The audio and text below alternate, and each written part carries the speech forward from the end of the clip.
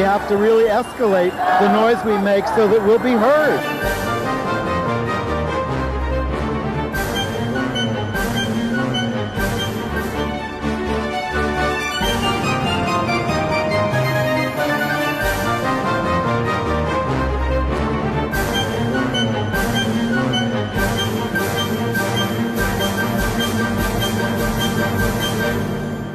Welcome to Gay USA. I'm Andy Hum. I'm Ann Northrup. And I'm happy. Resist. Oh. We're so choreographed. And while, there's certainly a lot of serious, tough news to convey this week, we will have some good news. But we start off with the fact that although resistance is building to the Supreme Court's assault on abortion rights that has really divided the nation, it threatens LGBTQ rights. At the very least. But one lesbian is rising in the White House while another falls on Jeopardy, but only after a great run. And she still has a future. Brittany Griner now has the top U.S. expert in getting Americans released from repressive regimes working on her case in Russia. Five reactionary Republican U.S. senators, I think that's, duplicative, want parental warning labels on programming with LGBTQ content. There's a new study on trans kids that finds that only a handful have regretted taking any steps towards transition. It's a very interesting study. And it turns out there's a big Alabama charter school serving LGBTQ youth, but it's now under Republican attack. In Alabama. The New York Times took a look inside former New York City Mayor Ed Koch's closet for the first time, after the rest of us, made false assertions, and also closeted many of his atrocities. Well, he's only been dead for 9 years, Andy. We will mourn the loss of an early gay leader in San Francisco and a pioneering gay journalist in Canada. An anti-gay Russian political leader is hosting a hideously anti-gay game show. And LGBTQ, sorry, I'm trying to nods. Read. Yes, I see it now. Nods in the win in the Pulitzer Prizes, and the Tony Award nominations include sorry, I really have got to get better glasses. Their first trans nominee. Yeah, but you want to start with Brittany Griner. I want to start where we started last week with Brittany Griner, because just before we started the show last week, a rumor came around that Brittany Griner, the great basketball player and out lesbian, had been released from custody in Russia. Well, that turned out to be just that, a rumor, not true yet. We're still hopeful. So I want to make clear that we threw that out there thinking it might be true because it came from what sounded like a legitimate source, but it's not true. And she now has the Bill Richardson working on her case, former administration official who former governor of New Mexico, longtime diplomat and negotiator in these cases. He was our UN ambassador. He gets people out of these oppressive regimes. He got the last Americans out of Russia just a couple of weeks ago. So he's working on that. That's great. And we want Brittany to come back and join the 20% of the WNBA that is lesbian. Yeah, Outsports has reported that 20% of the WNBA is out, and that's probably an undercount of the actual population of the WNBA, and reminds us that the Phoenix Mercury, Brittany Griner's team, is paying her full salary and holding a roster spot for her while she is incarcerated in Russia, although they picked up another player to fill her spot as the WNBA plays. So we want to continue talking about the pending final decision of the Supreme Court overturning Roe v. Wade. As I said, they've basically overturned it already because they won't stop the states from putting into effect laws that contradict their own precedent. But look at the map, folks. This is what's going to happen as soon as that decision comes down. All those red areas are basically going to ban abortion. Some cases outright, in some cases turning it into murder, locking people up, women too, or people who have abortions. So, and then the, whatever that is, the tan areas are places where people are still going to be able to get abortion legally. This is horrendous.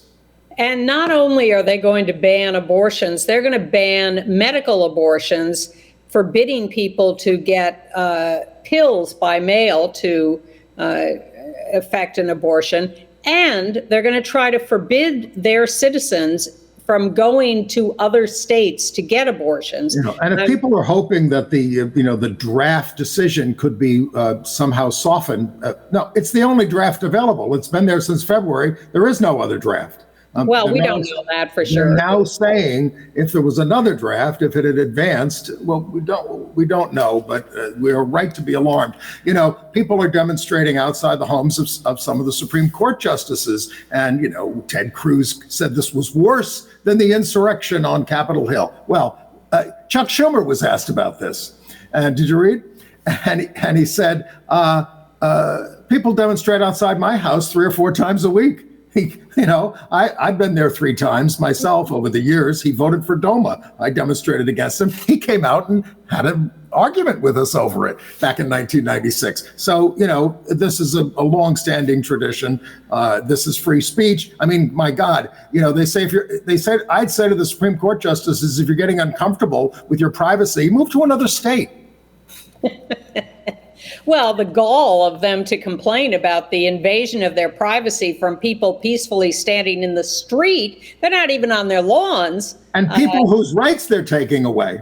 And they're invading people's bodies and trying to control them. It's insane that I thought it was great that this overturn has caused Attorney General Tish James of New York to come out as having had an abortion.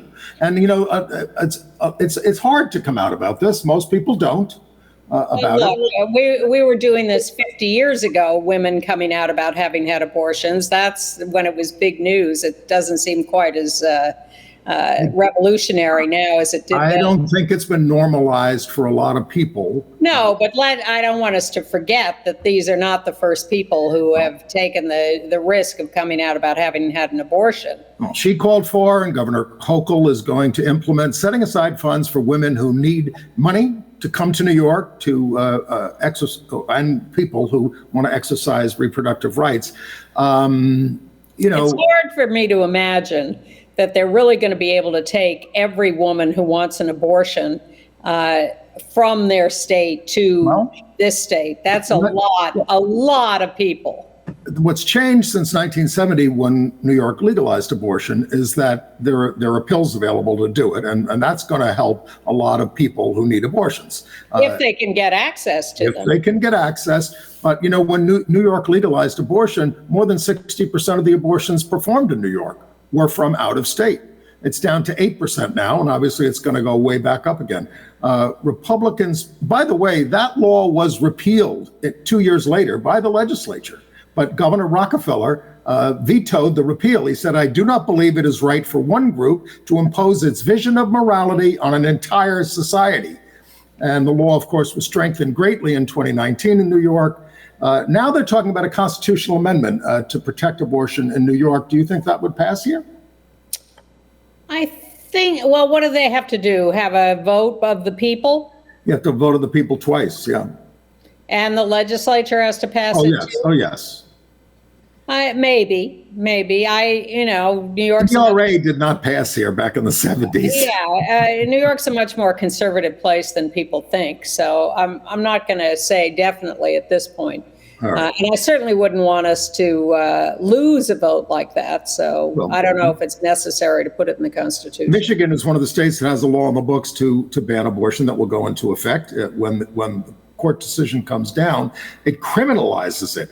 7 district attorneys have said, we're not going to prosecute that. Well, let's be clear, too. We're talking about this as abortion rights, but this really is about personal integrity and independence and freedom, as the right wing would say. And it is very clear to us that if this decision comes down, no matter what Alito tries to claim in the decision, everything is up for grabs. And I mean everything. Everything, not just because it's an overturning of a previous precedent, but because of the substance of the decision, which wipes out any idea that there are inherent rights in the Constitution of privacy and freedom. They just aren't written there, and they're not. And look, women were never in the Constitution, so everything that applies that we now see as settled law about women can disappear. Racial freedom and rights, everything, and certainly LGBTQ rights, all of them are on the table. Right. Any 5 people on that court can just arbitrarily make a decision to wipe that all out. And those 5 who are making this decision are all on record as hating most. On same-sex marriage, those 5 are against same-sex marriage. So is John Roberts. He thought the Obergefell decision was terrible, and he said so at the time. So, well, I can see him flipping on that, but it doesn't really matter because the other 5 are totally wedded, you should excuse the expression, to the idea that we do not have any inherent rights and that state by state, they can make decisions to take away any rights we think we have. And Governor Newsom asks, where's the party on this? I mean, as we tape, they're supposed to be having a vote in the Senate, a show vote to, implement, codify Roe v. Wade in law. It'll fail. It might not even probably won't even get 50 votes. But Schumer's going to do that, unlike the vote on the Equality Act, which he promised, but he's not doing that. But anyway, Governor Newsom of California asked, where are the Democrats? Nancy Pelosi, who I love in many ways, but she's supporting anti-abortion Henry Cuellar for re-election in Texas over a pro-choice Justice Cisneros in a runoff that's taking place shortly. All right, we have to detour for a second to talk about Henry Cuellar. He is a conservative, anti-abortion Democrat in South Texas. And here's what he has just done. He has a staff member who is pregnant, who asked for maternity leave. And what did he do? He fired her. And then he lied about her and said that had his other staff write reports that she was not qualified to do her job. And hold on. He lied about her being under a probationary period. There's nothing about a probationary period. So is Nancy going to dump him now? I doubt it. But this is a Democrat who is anti-abortion rights and fired a pregnant woman. That's how much he cares about pregnancy. Right. And folks, and again, I'm not trying to depress you, but you have to face facts. It's almost impossible to win the midterm elections this time, maybe the Senate, possibly. It's going to be very, very tough to win 2024 because once the House goes Republican, they get to decide who the next president is under all these new crazy laws that the Republicans are passing in the states. So we're on the precipice here. And, we really have to start thinking creatively about how to go our separate ways just to survive with each other in this land so that we don't literally kill each other. All right. For those who want a little action this weekend on this, there are going to be pro-reproductive rights marches and events across the country. You can go to the website Rise Up 4, the number 4, abortionrights.org. Rise Up 4, abortionrights.org. You put in your zip code and you'll see what's in your area. In New York City at noon, there's a gathering at Cadman Plaza in Brooklyn that then marches over the Brooklyn Bridge to Foley Square. 2 o'clock in Union Square? 2 o'clock in Union Square. There's a gathering there. I don't know if these will meet up or whatever. Planned Parenthood is doing the Cadman Plaza one. It's all over the country. Yeah. You can look it up. And by the way, I read something this week I didn't know. After the Dred Scott decision, which, the North threatened to leave the Union. The North threatened to leave the Union because they thought the court was going to mandate slavery could be everywhere. And then of course we had a civil war. Well, you've always been in favor of the Union splitting. Who is? You. Oh, I am. I mean, we look, when couples don't get along like this, they need a divorce, and I hope it's constructive and amicable, but we're two different kinds of people. It's not going to be easy, but we cannot go on like this.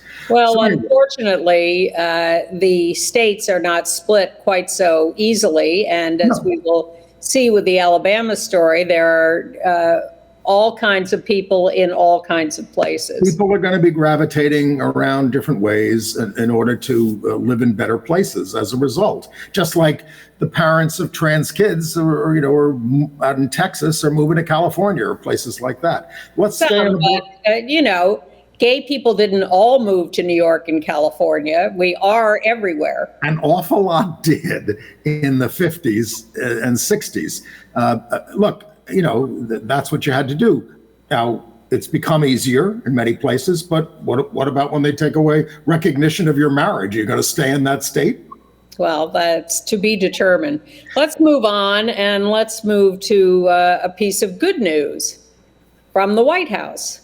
Oh, by the way, before you do that, I just want to just mention another LGBTQ angle on the abortion thing, and that's that this is really going to complicate in vitro fertilization in many states, making it very tough for people to use because it produces a bunch of embryos that are fertilized, some are discarded. It's going to be very, very tough. Well, you won't be able to discard them without being prosecuted for murder. Right.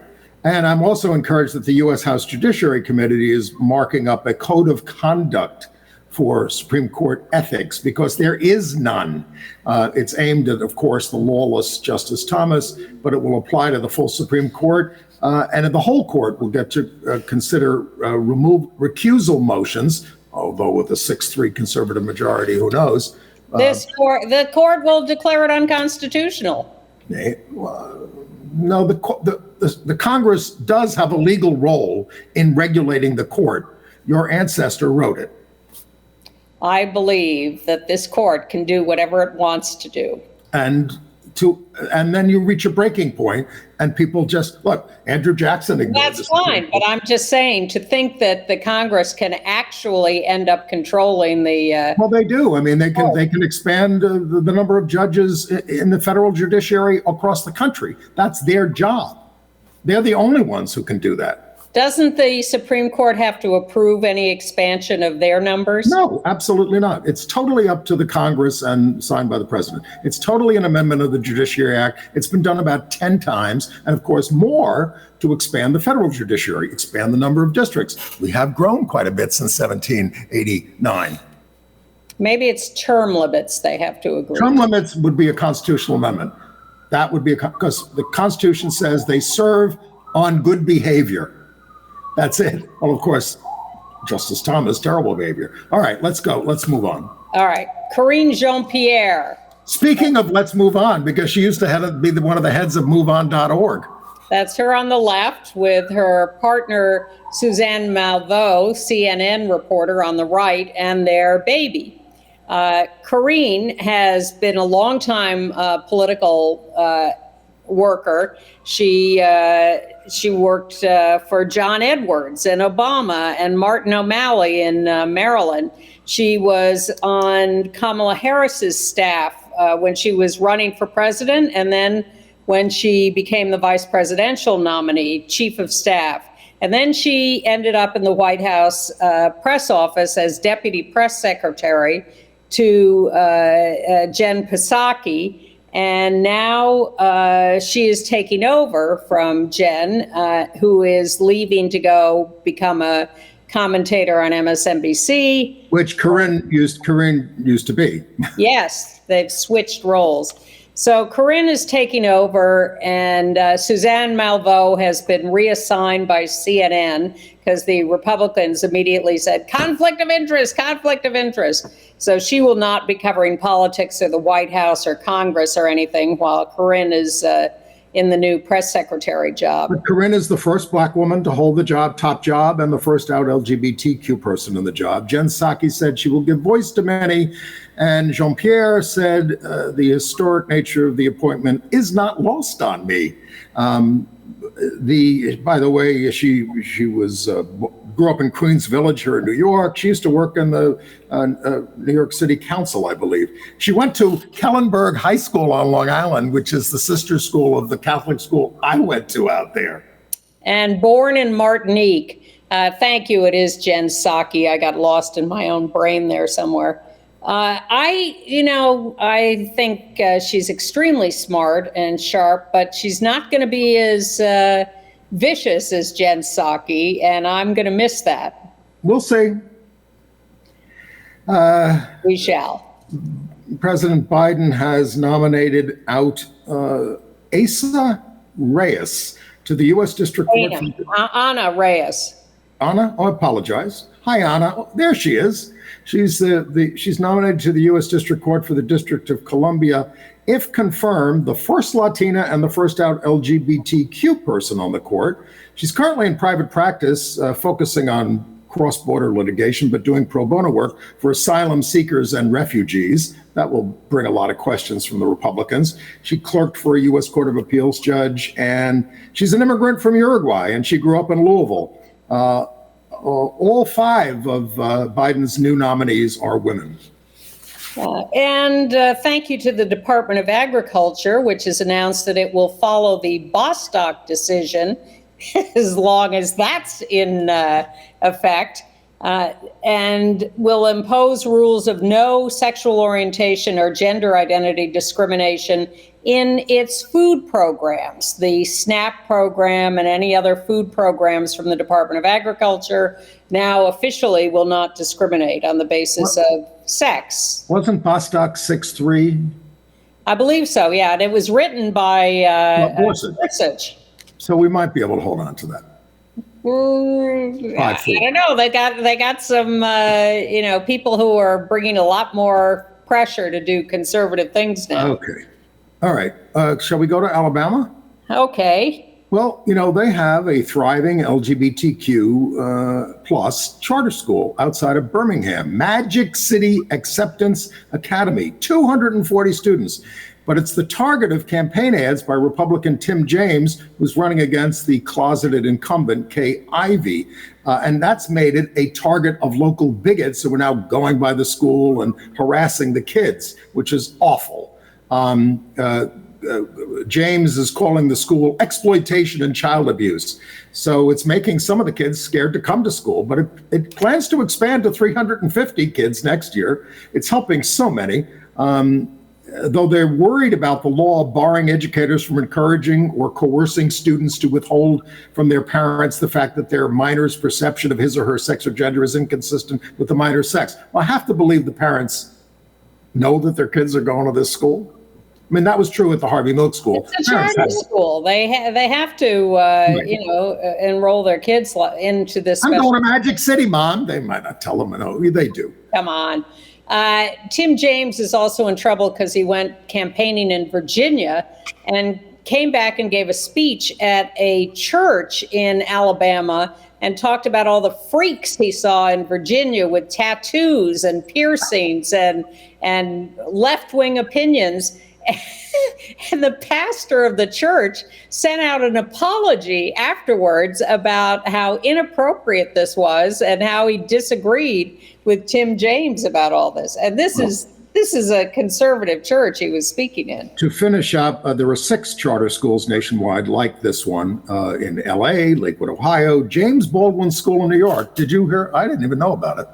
James Baldwin School in New York. I'm not sure. Dallas, Texas, and Phoenix, Arizona. I'm going to link to that in our email. Sign up for our email. Go to gayusatv.org. You get a lot of extras. And in Alabama, the law criminalizing gender-affirming care for minors went into effect on Sunday. It's awaiting a ruling from a federal judge on whether it can, to put a stay on it. But it's a Trump judge, so I'm not optimistic. Yeah, but all of these proposed or enacted laws are under attack legally now by our people, and I'd like to think we can make some progress there. But meanwhile, a very interesting study has been released, published in the Journal of Pediatrics, that said they studied 317 trans kids ages 3 to 12. Studied them over 5 years, and they're continuing to study them. But at this point, 94% are maintaining their trans identity. 3.5% self-describe as non-binary, and just 2.5% have reverted in their gender identity to their birth described gender. They're going to follow them for 20 years. Yeah. The parents are all supportive. That's why. These kids, their average transition age was 6.5. Right. When we say transition, we're talking about a social transition in the beginning. Yes. They're not having surgery at 6.5. This is called the Trans Youth Project. And meanwhile, as we are learning this, that 94% are maintaining their trans identity at a young age. Donald Trump went out in public and said, 60% of trans kids regret it. Oh, yeah. Should we show the video? Yes. There's a lovely video that HRC put out about the parents of trans kids speaking. It doesn't seem that enough people are taking what's happening to us seriously.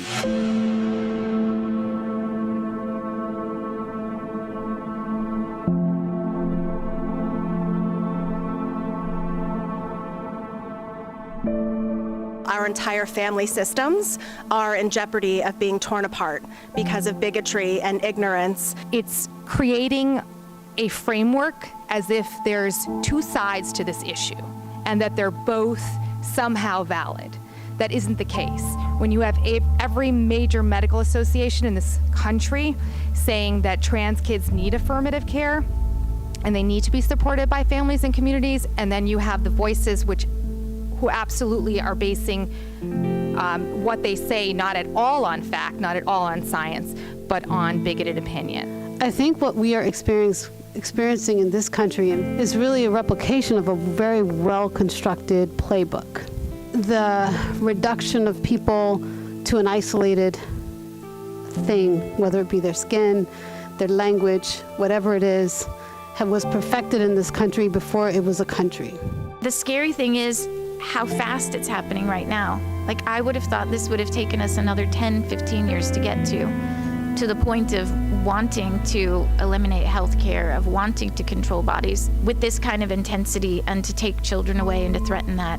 And here we are after 7 years after bathrooms are back, and they're not stopping there. It's quickly becoming apparent that there is no safe space for us. And how is that tenable? How are we supposed to just accept that wherever we go, we are potentially going to be victimized? Like, I'm trying to prepare my children to live in the world, and I'm already dealing with intersectionality with a black child and a trans child. And now I have to think about, okay, what states can you live in? What places can you go where you'll be safe? Because I won't be there. If you have the capacity to have empathy and to see a whole human being, you can help us protect our trans kids, because that's what we need. My child is an only child, and I will not live forever.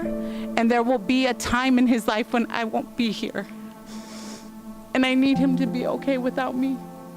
And I think everybody here feels that. I will move mountains. I will, you tell me where to go and I'm gonna do it, because I will not leave this earth without having tried everything I could to protect him, and without trying to convince the rest of the world to protect and love him too.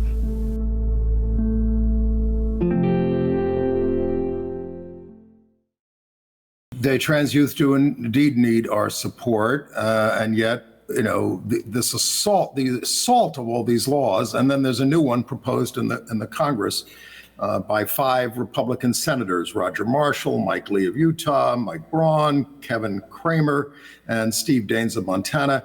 They want TV ratings so that parents can know if there is LGBTQ content in a show. Now, they're going to have to put a label on Fox News, and I mean that not facetiously. That's, we are half of what they talk about.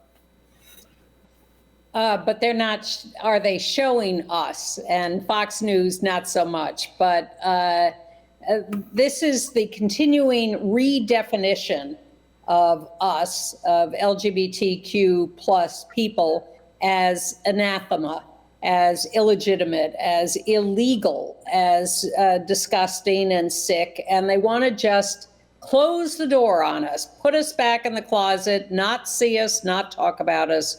They want us not to exist. And well, yes. Go ahead. All right. Well, speaking of blocking us out in Florida, in Longwood at Lyman High School, the yearbook had pictures of the kids protesting "Don't Say Gay." So the school got all upset and said that wasn't a school activity, and they ordered all these labels to be plastered over the pages of the yearbook. But then, and of course, then the kids protested widely, and then the Seminole School Board voted unanimously to say, "Don't do that. I mean, just leave it the way it is. Maybe put a little small sticker that says this was not a school-sponsored activity, but you're not covering up the pictures." And I was going to suggest to the kids when they got their books with the labels over them, put your own label over back with the pictures back. Well, thank you to the school board. But in Georgia, the High School Association has banned all trans athletes from school sports. You can only play in your birth gender. That's going to be an interesting problem. Doesn't sound very The Victory Institute reports good news. 19 states will introduce a law to protect medical care for trans youth. This is in the face of all these states that are trying to ban medical care for trans youth. The statement from the Victory Institute in these states is, we're going on offense. We're not going to just play defense anymore. We're going on offense. In Pennsylvania, the House there has passed a no trans girls in girls sports. This now goes to the Senate in Pennsylvania, but Governor Wolf, the Democrat, while we hold on to a Democratic governor's seat for the moment, has promised to veto it if it passes. All right. In Louisiana, the House Education Committee has killed a Don't Say Gay bill because they figured out that heterosexuals would be covered too if they outlawed any mention of sexual orientation. Of course.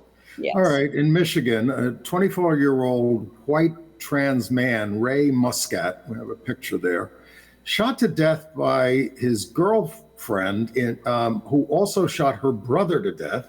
He had been with Ruby Tavener, 22 years old, for 2 years. Who was a 22-year-old white trans woman who later shot herself. This is just a very, very sad story and no motive. Yeah, terrible story. Ray is the 13th trans person murdered in 2022 that we know of. The list is unfortunately growing. Should we talk about Rick Stokes? Sure. Rick Stokes has just died at the age of 87. He was the more establishment out gay man who ran against Harvey Milk for San Francisco supervisor in 77. He died May 3rd of heart failure. He was remembered as a leading activist, philanthropist, business owner, including Steamworks Bathhouse that he co-founded. He was also an out gay lawyer when that wasn't easy. He was portrayed by Steven Spinella in the movie Milk, a native of Oklahoma. He was also one of the subjects of the documentary Word Is Out back in 77, where he talked about having been subjected to 25 electric shock treatments for being gay. And he founded a lot of early gay organizations, and served on, in 1971, started to serve on San Francisco boards and things. He's survived by his husband of the last decade, Alex Kiforenko. Yeah, it's quite a record. And if Harvey had not been in the race, he would have been a great choice as a supervisor. He was considered a bit more conservative, but not by national standards. No, not by that. Now, and I'm not sorry to see Midge Decter go. This woman, 94 years old, reactionary editor of Commentary, she was an ex-liberal who hated liberals, feminism, and gay people. She wrote an article called "The Boys on the Beach" for Commentary, which was like the protocols of the elders of Zion for gays. She was resentful of gays on Fire Island, where she used to summer, and she just wrote this heinous article. She was a really miserable character, but of course now people like her are in power. and there's a fight brewing at the Reese Park, traditionally gay and nude beach in the Rockaways, over whether that space will be maintained for that population or taken over by the Parks Department and gentrified into a more family-friendly space. But we should talk about someone else who has been dead for a while, and that's Ed Koch. We want to reserve time for a lot of entertainment news, so let's get into this. Okay. So the New York Times wrote a front page, lengthy article revealing that Ed Koch struggled with being public about his sexual orientation. The lesbian editor said, "This story has never been told." She doesn't read, apparently. It's been told for what, 30 Decades. years, 40 years? Decades. Decades. Unbelievable. The Times is the one that wouldn't cover it. And Right. now, at the behest of gay friends of Koch's, like Charlie Kaiser, who we have a picture of, who was a journalist who covered for Koch for all these years, is a total Koch apologist. Koch was the greatest, resents anybody who says anything critical of him. So these friends put together this article, and they didn't quote any of people who know the negative stuff about Koch and his homosexuality. They certainly mention AIDS, but like they try to defend that record. But then they put into this article the idea that his friends were trying to set him up on dates because he was lonely and just wanted to be loved. But of course, he loathed himself and worked against us for so many years. And the fact is that do we have the picture with Herb Rickman? And there's Herb Rickman on the right there. That was his gay aide, a miserable character, with Bess Meyerson, who was Koch's beard during the 77 campaign to help get him elected because everybody thought he was gay. And by the way, over there on the left is Carol Bellamy, who never came out of the closet, who was the city council president. So anyway, Herb Rickman supposedly was arranging dates at his house for Koch. One of the things he did was arrange for Koch to sexually molest one of the city employees who I worked with, Dennis DeLeon. I mean, that's what was going on. He was procuring for him. It's outrageous. He wasn't trying to find people to go out on dates with Koch. Koch just wanted to get off once in a while. It's just the whole article is a put-up job. And there he is with Cardinal O'Connor, who he defended so vociferously that Koch was in St. Patrick's Cathedral to defend the Cardinal as we from ACT UP went in there to complain and demonstrate about the church's murderous treatment of people with AIDS. And that's during the St. Patrick's Day parade. And that's the point. Koch never stood in solidarity with gay people. He stood in solidarity with his Jewish identity and used to oppose everybody who opposed Israel. But in terms of his gayness, he never saw it as his issue, you see. So he marched in the St. Patrick's Day parade for 25 years when they discriminated against us. And he got more and more conservative over the years and supported, didn't he endorse Giuliani and George W. Bush, who was running on a campaign of putting a constitutional amendment against same-sex marriage in the Constitution. Now, why did he do that? Oh, because he supported the Iraq War. He wanted to murder Muslims. More and more right-wing, more and more anti-LGBTQ, vociferously anti-LGBTQ. And the Times acts like no one ever knew this at the time. Well, the gay press across the board was writing all this at the time, and the Times ignored it, refused to print anything about it, and now comes out with this story about, oh, look at this big secret that no one knew. The Times is a disgrace has been on gay issues for, well, of course, if you look in the 1950s and you want to look up homosexuality, it says, see perversion. Well, let's move on because we don't have a lot of time. We don't. Here's a good politician, Donica Rome in Virginia, who was elected in 2018 as a delegate, as the highest ranking out trans person elected to office in the United States.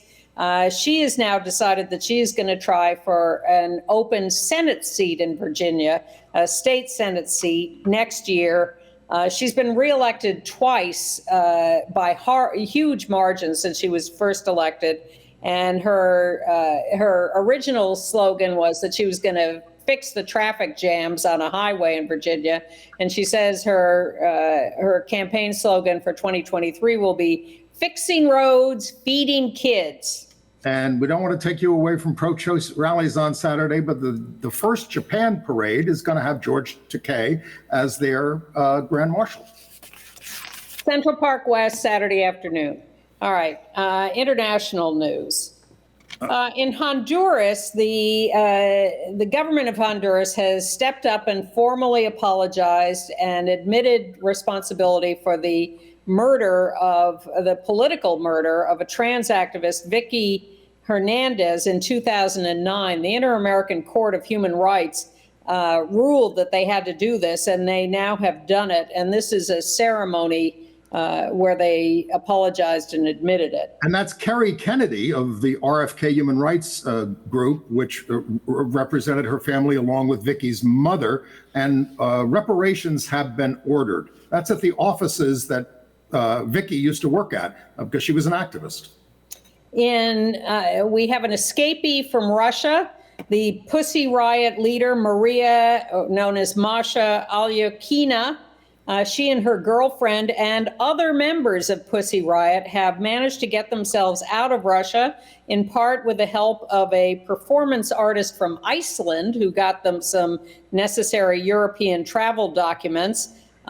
She had been jailed multiple times over the last year or two, and she just couldn't take it anymore. They were threatening further bigger punishments, but she is out, and Pussy Riot is going to do a European tour, and everybody's okay. Most notably, after the 2012 demonstration at the cathedral there, where they were arrested and sentenced to 2 years in prison, and Ed Koch, I'm coming back to that, proclaimed himself delighted and wondered why no one was punished for Stop the Church. But you were. We did have a sentence of 10 days of community service. All right. In the Philippines, they've elected a right-wing government. Bongbong, the son of dictator Ferdinand Marcos. Now, he's trying to act like he would be okay with same-sex marriage if the legislature passed it, but he's a reactionary. This is going to be really bad. China is cheering his election, if that gives you an indication. He appealed to a public disillusioned with democracy. I read something. They're delighted to have an autocrat in power, which is what's happening all over the world, including here. In Ukraine, a depressing story out of Ukraine that Russian soldiers, as they move backwards or forwards, are raping not just women and girls, but men and boys. They are non-discriminatory in their violent, horrible behavior. Northern Ireland, for the first time, the first party past the post was Sinn Féin, which bodes well for LGBTQ rights and for unification of the island. It's obviously very complicated. And in Ireland, the National Maternity Hospital was about to be entrusted to a Catholic agency, and there's a huge protest over it. They're saying, wait a minute, they got to comply with all the laws and they got to do reproductive rights and everything else, or no go. Ireland is tough. And in Romania, the Senate has approved a no promo homo law based on the Hungarian and Russian model. It still has to go to the lower house of the legislature, but no reason to think they'll get rid of it. And in Russia, they now have a game show, I'm Not Gay, hosted by right-wing anti-gay politician Vitaly Molinov. It's grotesque.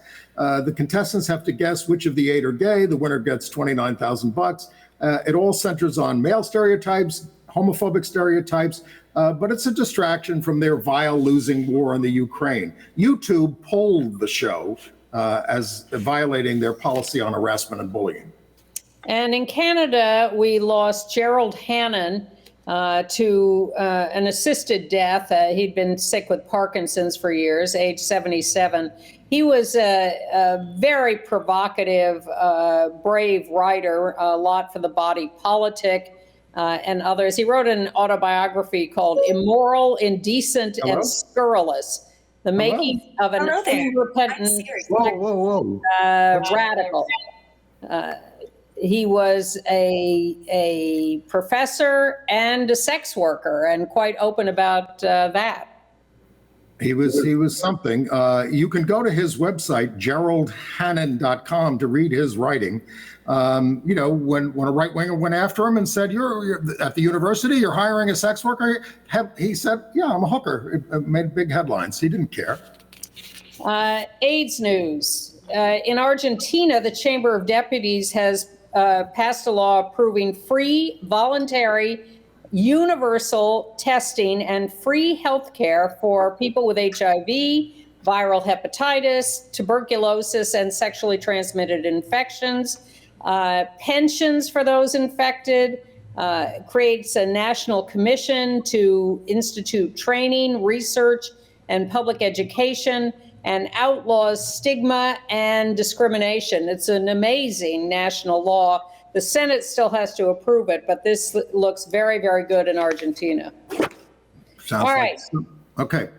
Entertainment news. So the Pulitzer Prize in drama was awarded to James Imes for his Fat Ham play. This is at the Public Theater right now. It reimagines Shakespeare's Hamlet as a, quote, queer black Southern college kid named Juicy. And it's a co-production with the National Black Theater. They did it in a theater in Philadelphia and streamed it. I tried to watch it today, but it's no longer available. But I did get to see a 48-second trailer, and it looked terrific. And you know how rarely I say that. And then the Tony Award nominations are out, and Strange Loop got 11 nominations. There's Jaquel Spivey and the cast of Thoughts. This is by Michael R. Jackson. And by the way, I'm going to include a video of him singing one of the top songs from the show in our email.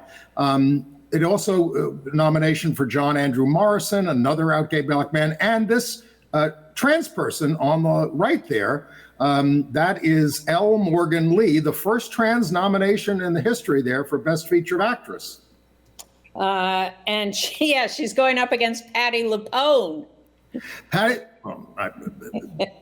I have a Patti LuPone story. I'll tell you later. Adam also out nominated is Simon Russell Beale, along with his two co-stars there in the closed Lehman trilogy. They're all great, but Beale, 61, has been out for decades, one of my favorite actors of all time. You've seen him in the movies of The Death of Stalin. He's going to be Churchill in the new movie Operation Mincemeat, but it's theater work that is unsurpassed.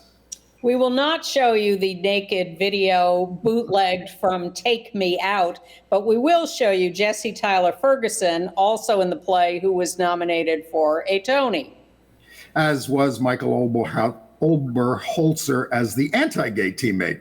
And then Company got a nomination, an addition for Patti LuPone, for Matt Doyle. He plays the part of a gay couple in this updated version of the Sondheim's musical, which features a woman playing Bobby.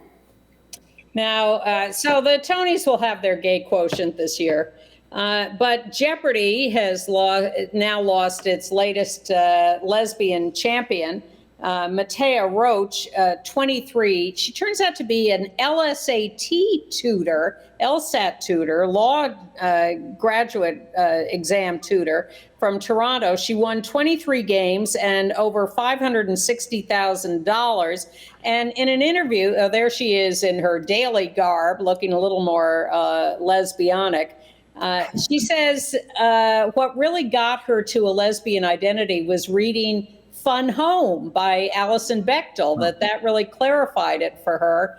And so there she is as a very out and proud lesbian, and she'll be going on to the Tournament of Champions of Jeopardy. And she talked about her style on the show, and she said she wanted to be her authentic self. I wasn't thinking about it in terms of, oh, it's going to be so important for people to see a young queer person on the show. To the extent that I thought it mattered, it mostly mattered to me. Obviously never mattered to Ed Koch.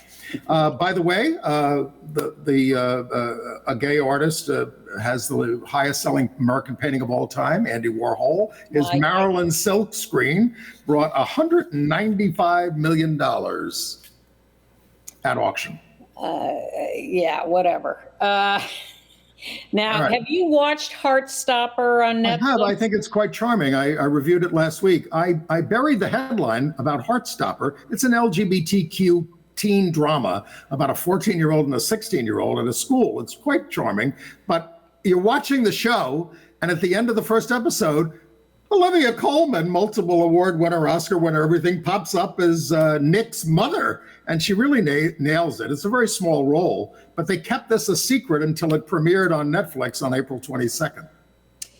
Very exciting news that Janelle Monáe is going to play Josephine Baker in a new streaming series. There's a bidding war going on at the moment about who's going to actually air it. We'll wait breathlessly for that. It's going to be called De la Résistance, and she's excited about the role, and we're excited to see her do it. Josephine Baker was in the French Resistance, and of course, Janelle is in our resistance here in this country. And I'm really excited that tomorrow, as we're taping, on Thursday, May 12th, Hacks returns for season 2. Did you see season 1? Some of it, yes. It's very well done and very funny and sort of sharp and bitter. It's on HBO Max, starring Gene Smart, the veteran genius, and the out by Hannah Einbinder there behind her, who plays a out by character, Anna. And Hannah Einbinder's mother in real life is Lorraine Newman, formerly of Saturday Night Live. Oh, wow. And Laurie Metcalf is joining the cast this year. And Gene has won a lot of awards for it. Fantastic, really fantastic. Hacks on HBO Max. And congratulations to Ross Matthews of Drag Race and everywhere else. He married his longtime partner, Dr. Wellington Garcia. They got married in Puerto Vallarta, Mexico. Drew Barrymore was a flower girl, and People Magazine, as you see, has the exclusive photos. People Magazine is edited by a gay man. Out. Okay. Now, I watched a couple of documentaries this week, and they turned out to be, they could have been companion pieces, and they're both going into theaters in New York this week and LA next week, and then more widely. And they should be running back-to-back in theaters. Kamikaze Hearts is from 35 years ago, 1986. It is a classic lesbian movie about the porn industry, and there are real people playing real roles, but in sort of constructed situations. It's sex, drugs, and Carmen the opera.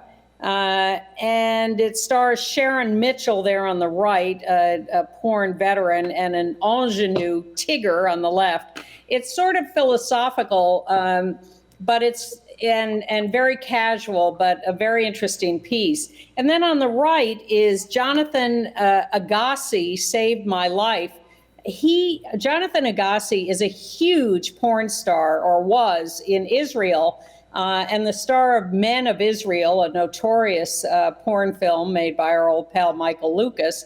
And this is the story of his life as a huge superstar who goes to hell with drugs. And then at the end, you hear that he's pulled himself together. But it's a very similar theme to Kamikaze Hearts. And I was just struck watching them both together. Jonathan Agassi, Saved My Life, is a much slicker movie, and it has the added element of him having a very devoted mother But it's amazing how 35 years apart these movies are such echoes of each other. Just one small correction. Your pal, Michael Lucas. I haven't seen him for a while. A couple other movies available for streaming. Mascarpone is an Italian gay male movie playing in LA now and available on video on demand. It's sort of a nice little Italian romance. Strictly for the Birds is an older trans woman who finds love late. Strictly for the Birds, also available online. And Harmony, our Barry Manilow, Bruce Sussman musical, closes on Sunday at the theater at the Jewish Museum downtown. It got extended, but Sunday is its last performance. They're trying to take it beyond to Broadway. They're seeing what Broadway house might be available as things may disappear after the Tony Awards. But Harmony, compared to some other things we've seen this spring, Harmony looks better and better and better. So if you want to catch that, this is your last chance at the moment this weekend downtown. A couple of items. You have some more? I have a couple of items. I got one other little thing. Go ahead. We've got a couple. No. Just by the way, you remember that anti-LGBT Atla Church in Harlem that used to put us up on signboards, anti-gay stuff? It's in bankruptcy, and Pastor Manning is blaming the gays, but maybe it's because the congregation got sick of your hatred. He blamed us for everything before. Why not blame us now? The Hamptons, where I know you spend your summers, is having its first Pride March on June 4th in East Hampton. I used to spend Memorial Day there with friends. They had me out for about 9 years, but they're gone. Well, the only thing bad is you have to register for it. I am against registering for... We're against all registries. I am against all registries. Except, booking a tea time. That's about the only registering I do. Well, they're making a registry, they're going after states. The red states are going after online library databases in schools, blocking content. I mean, they already block content, but this is just relentless. It's every week. They are capturing women's registering of their periods online to track when they might have had a miscarriage or an abortion. This is called, and you should look it up in the dictionary, fascism. And a police state. Right. You don't want it, folks. No. Please go to Get out in the streets. Get out in the streets this Saturday. And march for the right. We'll be there. And we'll see you here next week. I'll be in Union Square. Bye.